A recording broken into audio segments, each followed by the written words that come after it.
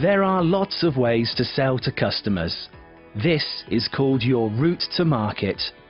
Here we'll help you to decide which is the best route to market for your product or service. There are lots of options, and it's vital to get it right. Make the right choices and you'll boost your chances of success. So, let's look at some of the options you have for selling your product or service. Many routes to market are direct to customers. For example, online, through your own website or internet auction sites, from your own premises, or at trade shows and exhibitions. Other routes to market you can use include selling through third parties like shops, wholesalers, agents, or distributors. You could also take a small concession within a larger store or in a shopping centre. Or you could sell by mail order, or generate sales through social media, blog and microblog websites, and mobile devices. There are several factors you need to consider when deciding which sales channel to use. For example, what you're selling, where you're based, where your customers are based, and their buying habits or preferences. Your customer and market research should give you all the information you need on these issues. So, let's look at a few reasons why you might choose one route to market over another. Remember, it's unlikely you'll choose just one route to market. For example, many successful retailers have both online and physical stores. The internet is probably the most versatile of all sales channels. It's particularly useful for business-to-business sales. It's also good if you have a niche or specialist product, as well as selling standard products like DVDs, music, and games. There are a range of options for selling online. These include using established marketplace websites, which already have a high number of visitors, or having your own website with an online shop.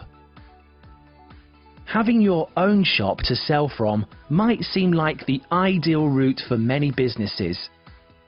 You'll benefit from having your goods on display to the public, and there's usually somewhere to keep at least some of your stock.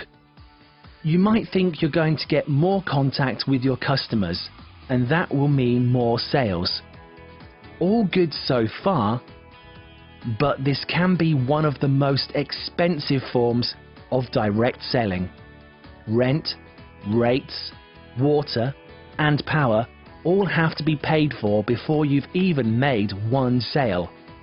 You'll also need someone to be there during opening times, which might mean taking on staff. And if you plan to run the shop yourself, you would have to weigh up what effect this could have on other aspects of your business. Then there's direct selling using salespeople. This is generally best for relatively expensive products, where you only need to make a few sales to make a decent profit.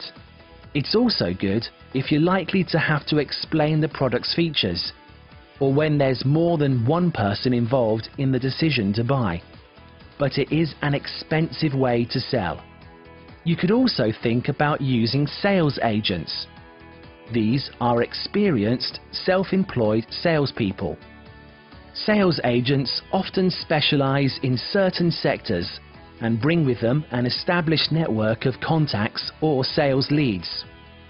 They're really useful if you want to launch a new product or service, or if you want to expand your sales activities into new and unfamiliar territory.